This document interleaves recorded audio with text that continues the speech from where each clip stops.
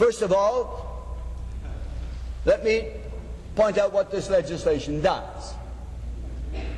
This legislation seeks to end the Health Resources Fund, which was set up in 1966, which has 2 years to run, in which there is over $80 million which was to be paid out to the provinces to provide certain essential medical and diagnostic facilities. And this was a commitment which was made by the Government of Canada to the provinces of this country in 1966 as an inducement to sit down with the federal government and work out a Medicare program. Now, the provinces came in, some of them reluctantly, not because they were unwilling to deal with the health problems of the nation, but because some of these provinces had very limited financial resources.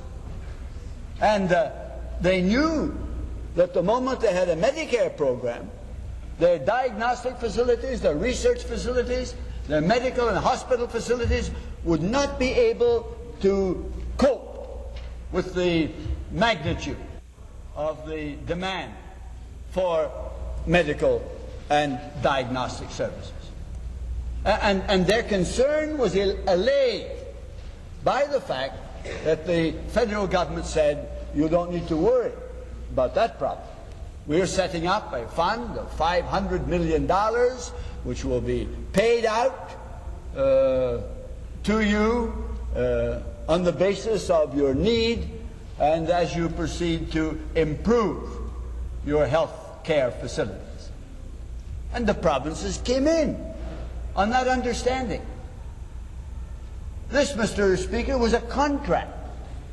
This was an obligation entered into by the federal government in return for the provincial governments agreeing to enter into a program which they knew would be extremely expensive and represent a great drain upon their financial resources.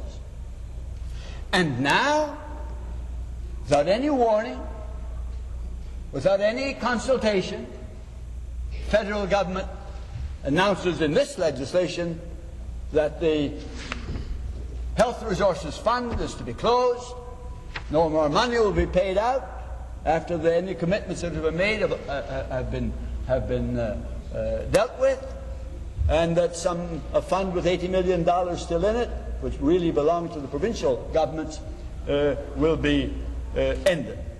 And the minister herself put this matter very clearly at page 1520 of Hansard for November the 27th, 1978, when she said,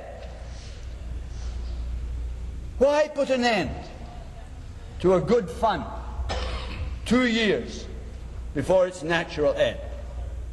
And she answers her own question. She said, "The Government of Canada had a difficult decision to make in applying a major traumatic restraint on its own expenditures." Well, Mr. Speaker, it not only had a difficult decision to make, it had to decide whether or not it would break faith with the provincial governments on whose behalf this fund was established. It had to decide whether it was more important to cut some other items in its budget, to clean out some of the waste and the extravagance which have been demonstrated amply in the Auditor General's report year after year, or whether instead this fund would be completely eliminated and the provinces would be left holding the baby, with all the responsibility to carry on their share of a Medicare program, but without the financial support which had been promised to them. And my third criticism of this legislation, Mr. Speaker, is that it indicates a deplorable standard of priorities. The ministers of health said that the government had to use her own words, had to apply a major traumatic restraint on its expenditures. I don't quarrel with that.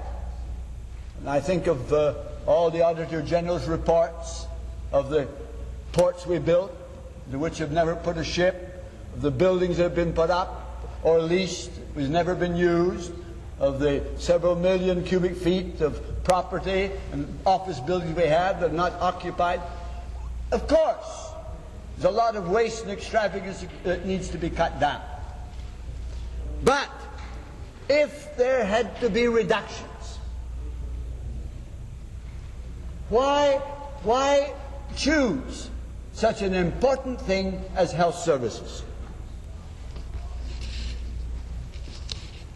When I look at what the government, can find money for, yesterday the Minister of Chairman of the Board of the chairman, I never can get this mouthful. The chairman of the Board of Economic Development, Minister of Economic Development. That's a real mouthful. And he announced yesterday that the government is going to hand out $235 million to the pulp and paper industry, which over the last year has had an increase in its profits of 150%. Profits which have gone up from $160 million to $379 million in a 12-month period. Now, in my constituency, we have pulp and paper mills. It's a very important industry. Of course, British Columbia will not get very much of this money. Most of the money will go to central Canada, where they've got a lot of outworn, obsolete mills. And our share will be very small. But I want to point out how almost obscene it is for a government to talk about $235 million to an industry that is making more profit now than ever did in its history, and at the same time coming to this House and saying we want to take $80 million back from the provinces which we promised them in 1966 we would pay to them if they came into Medicare. Surely, if ever there was an indication of a government having a distorted sense of values, this is it. This is it. Because after all, Mr. Speaker, the measure of a government's worth is not just in the gross national product, not just in the balance of international balance of payments. It's not just in the amount of our gold reserve. Surely the worth of a government in the main is what it does for its people, the extent to which it improves the quality of their lives, improves their health care, gives them a greater measure of security, gives them a greater standard of moral values. That's what makes a nation great.